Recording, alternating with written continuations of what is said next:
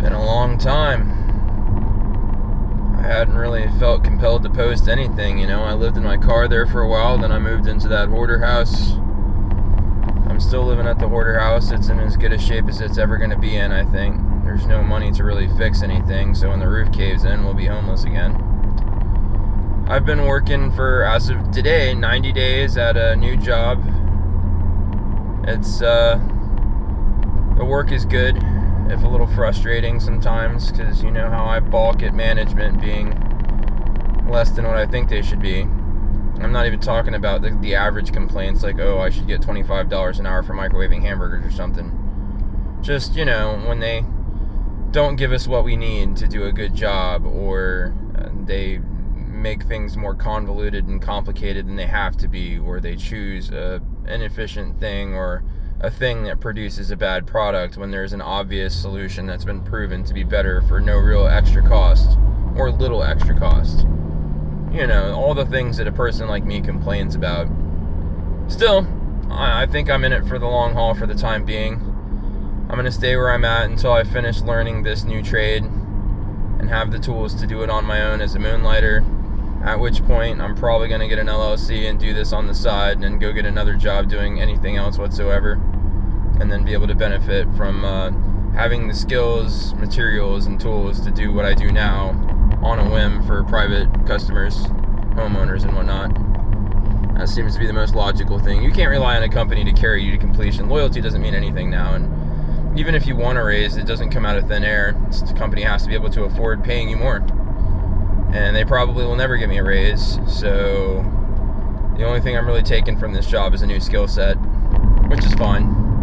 Experience and a skill set and something to add to the resume is better than nothing, and I do get some money now, but honestly it's not much more than what I would make working full-time at a Walmart or something. But that's not why I'm making the video today. I just figured I'd give you an update on life. I just watched this video over the last 24 hours. It's like over an hour long, and hey, YouTube creators, the longer your video, the less of them you're gonna get watched, because people like me have a finite quantity of time to consume media, usually on my commute to and from work. And I can't listen to stuff at work other than incoherent music because I have people interacting with me and I'm on the job. So I have about 2 or 3 hours a day to watch content. So when all of you keep making these long ass podcasts and these long form videos, I'm gonna watch less of your stuff, and I might even unfollow your channel, because I need those bite-sized 8 to 20 minute tidbits, because that's something I can break up into segments and be able to pay attention to the current events, be entertained, hear people make fun of stuff that I also think is stupid, and all of that in the same time block, instead of listening to one protracted video about one subject. It's just, ain't nobody got time for that. So I'm watching this guy's video, and he's talking about planned obsolescence, and halfway through the video, everything's sounding pretty cogent. He's making great points. He's really kind of outlined some of the earliest examples in modernity of planned obsolescence and how it kind of accidentally came about, or it unintentionally manifested. And then, he talked about observed obsolescence, which basically, you got a Toyota's going to last a very long time, but next year's feature might have, or next year's model might have a feature that your Toyota lacks. And so you might be willing to buy a whole nother Toyota just so you have this extra feature that you really wanted in this one that they didn't offer. And so you'll buy a new car even though there's nothing wrong with your car. That's perceived obsolescence. So this guy says, all of this is fine. All of this is good. I'm really enjoying this video. The guy has a really great presentation. He's making jokes. He's very entertaining and engaging. I'm liking his content. 3/4 of the way in, it happens. He starts waxing socialist and starts bashing capitalism as the core evil of the world, and it's all capitalism's fault. So what do you think his fix is for things like playing games with consumers like Apple does with their garbage phones, and lying to you about how each edition's better when in reality it's just actually worse, just to make sure that you'll buy the next phone after that one? What do you think his suggestion is? You guessed it, more regulation. Now, regulation is what's caused all of this to transpire unfettered.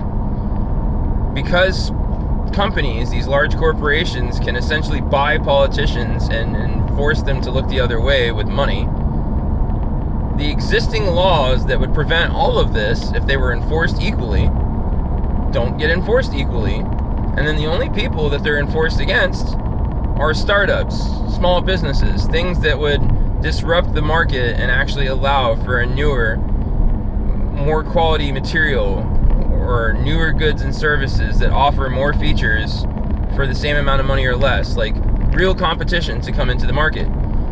Big corporations do something called legislative entrepreneurialism, where they basically change the rules of the game. Like, if you ever, as a kid, played Monopoly, I mean, most of the people that watch stuff on YouTube now, you're too young, you don't even know what Monopoly is, because, you know, you've been getting screen time since you're in your cradle, poor thing. Monopoly is a board game, you know. You'd start off with a certain amount of money, everybody would, and you'd have a game piece, and you'd be on the game board, and then you'd roll the dice, you'd land on a square on the board, and you'd have the option to buy that property. Once you own that property, anybody who landed on that property after you would have to pay you a certain amount of their money for being on your property. And so it would go. Now, you could upgrade your properties over time, buy hotels, and make it such that every time somebody landed on that property, they would have to pay you more. And then basically, if you ran out of money, you lost Monopoly, and if you had all the money, then you won Monopoly. And this could take a long fucking time sometimes. But as things get bought up, you know, and the properties get, like, you know, squared away, it does kind of slow the game down a little bit, or speed it up, depending on how you want to look at it. And then too, you know, you can always trade with other players, like, hey man, I'll sell you this property for this amount of money, and it's up to them whether they buy it or not. Like, they're not gonna, you know, always say yes to your deal. That can keep you in the game. Selling your properties to keep money in your hand. But if you keep landing on their property and selling them property, you lose, because now you can't gather any revenue from people landing on your squares because you sold them all. Well, it's not a fun game for the loser, but it is a fun game for the winner. And theoretically, anybody could win the game, but there is an element of poker-like people playing in it. It's not just about the random luck of the dice. It's also about how shrewd of a business person are you. Because likewise, while you can sell your properties, you can also trade properties or buy other properties. You know, and if you notice that the dice like 3 over 6, sometimes you can start calculating what properties are best owned and what properties aren't. And if nobody else notices and you do, you might end up with the hot spots where, like, everybody lands and you can really cash in. Well, that's business in real life. And no matter what a communist or a socialist tells you, or some idiot with an economy major from college who really has only demonstrated that he knows how to go in debt for useless information that he could have read in a book on his own, there's always going to be scarcity. There's always going to be not quite enough for everybody to have as much as they want, no matter what we're talking about. No matter whether it's socks or beer or anything, food, clothing in general, like, or goods and services. Like, not everybody's going to be able to afford every streaming service. And not every internet provider is going to be able to fucking allow the bandwidth for everybody in the world to be streaming Netflix at the same time. The technology doesn't exist.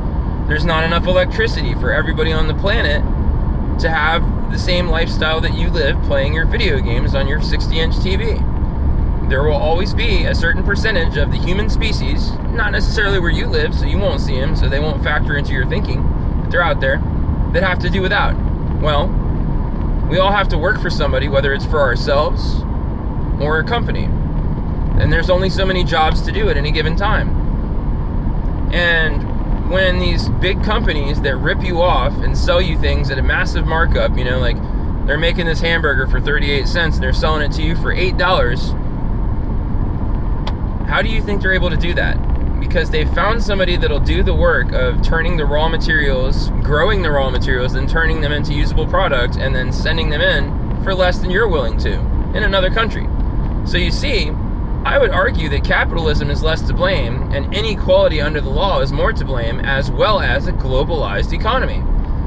If you had all of the jobs in America limited to American citizens only, not illegals, not Chinese people in China, like, you were a part of your own economy, and like everything that you bought, you had some part to play in it, you would notice somewhat less of a weird scale, and there would be limitations to how much these companies could mark up products, because at a certain point, if they make it too expensive, they have no customers. which is the whole reason they outsource things to China anyways, because people over there are working for like 8 cents an hour or something ridiculous in most places. And so like they can afford to like make things uber cheap. So even when they mark it up like 90% to like 500% in the case of Apple, they're, you know, making money hand over fist. They still give you something you can more or less usually afford. They wouldn't be able to do that over here. The profit margins would be thinner, and companies don't like thin profit margins. But the fact that we allow companies not to make do with thin profit margins makes sure that they'll never have competition, real competition, because the man who builds a better mousetrap won't be able to sell his better mousetrap because there'll be teams of lawyers preventing him by creating new regulations and a new mousetrap safety administration that'll assure that by the time he jumps through all these bureaucratic hoops, his business goes out. He'll be DOA, and he won't be able to sell his better mousetrap, and you'll be stuck with a crappy mousetrap when you would be able to buy a better mousetrap for not much more money. And then you're still going out and buying those crappier mousetraps, knowing that they basically fleeced a guy that had a better mousetrap that would have made your life better. You're part of the problem. It's not capitalism, it's you. You are the problem. And your government that you don't hold accountable for not doing their job is also the problem. Cowardice and a lack of personal accountability and a lack of courage and a lack of the will to fight for your principles is why society is messed up. It's why consumerism is such a mess. It's not capitalism or some external party or some evil force over the horizon or some devil. It's your lack of conviction and your principles.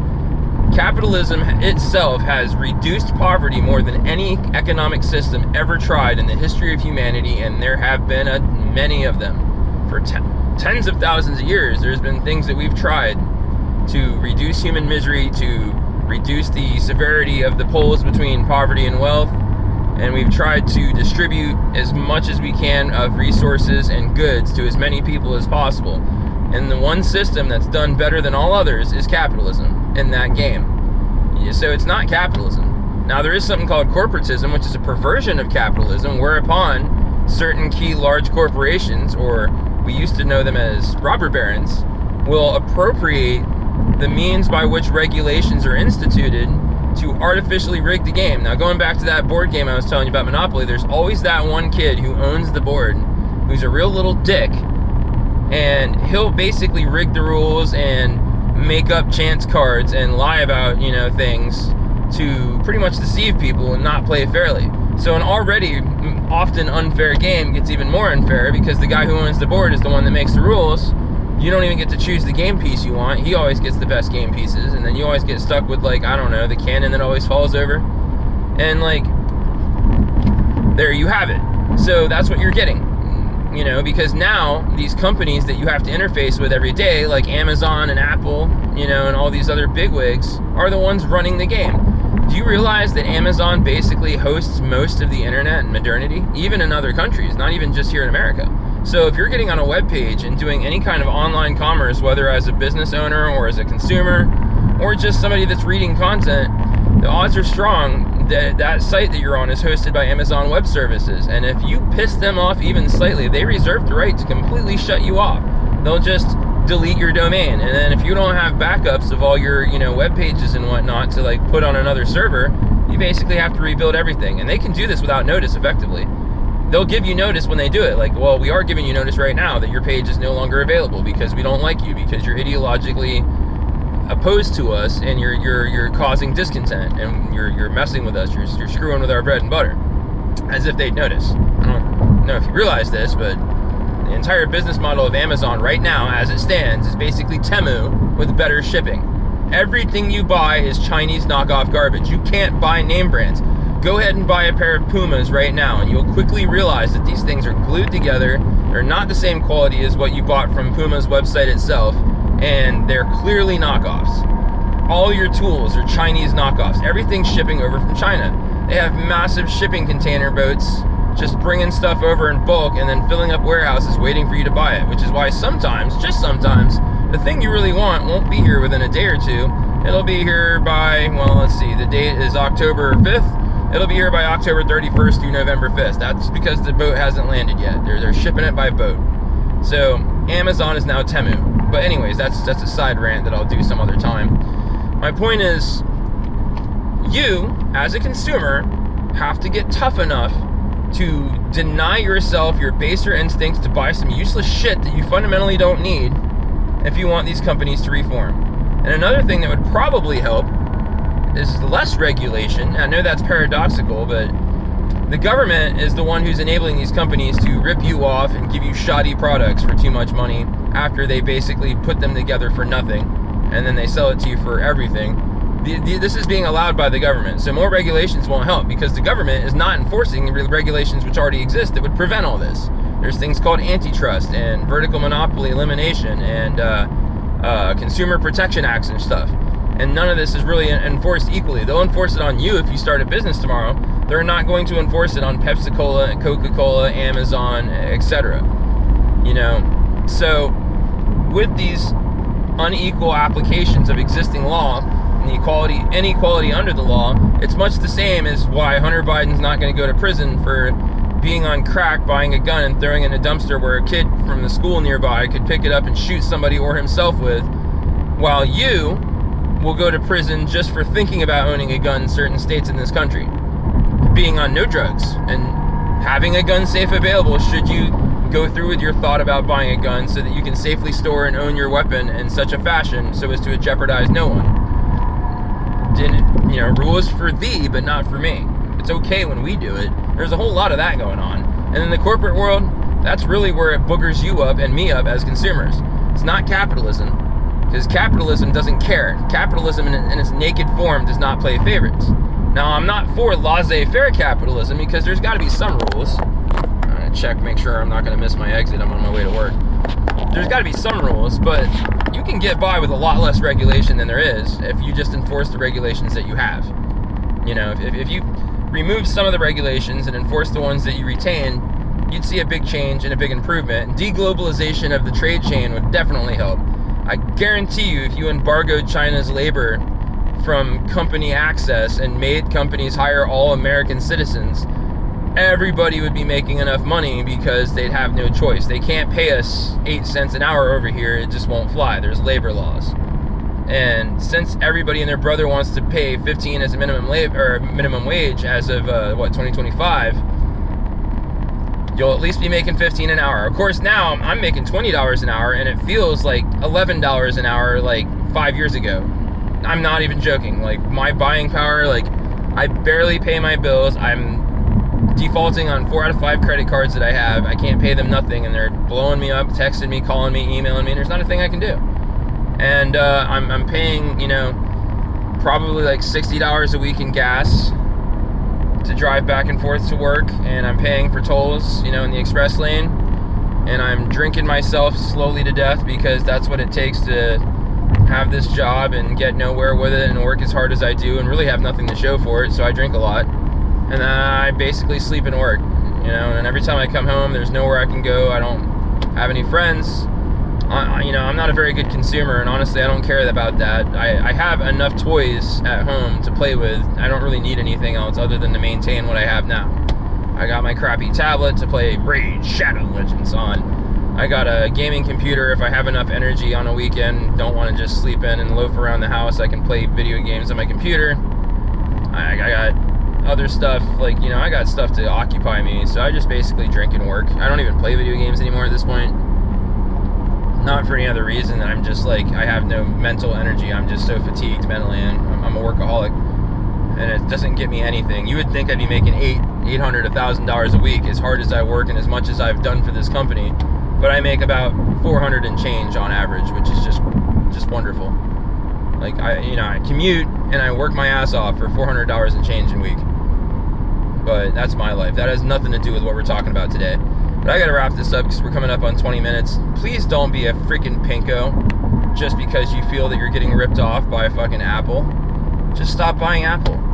I buy OnePlus phones. They're actually really good. And they're a lot cheaper, and they give you some degree of flagship performance. So if you need a really good camera, it's not the best camera, but it's a really good one. It's better than Google's camera. It's better than, Motorola's camera, Although I do have stock in Nokia because I do think one day they'll turn around, and I'm nostalgic for the brick, and they played a big part in my youth. So, I'm not a financial investor. Don't do that. They're doing terrible. So anyways, yeah, just please don't be a communist. It's terrible.